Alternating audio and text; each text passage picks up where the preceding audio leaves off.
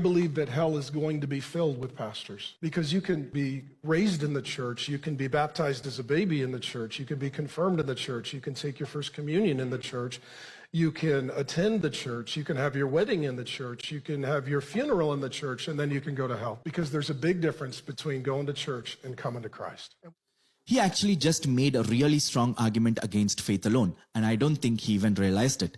Because let's be real, if you say you have faith, you go to church, you sing songs, but nothing inside you has changed, no fruit in your life, then what kind of faith is that?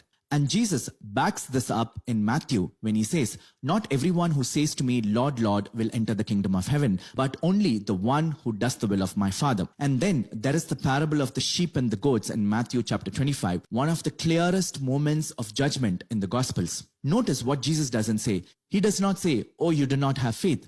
But rather, he says, "I was hungry, you didn't feed me. I was thirsty, you gave me nothing to drink." So Jesus is asking whether the faith you had in me reflected in your actions. That's exactly why the Catholic Church has always said salvation isn't just about your faith, it's about faith working through love. So yeah, when someone says all you need is faith, it sounds nice and simple, but even scripture doesn't back that up. If your faith isn't changing you, it's not saving you.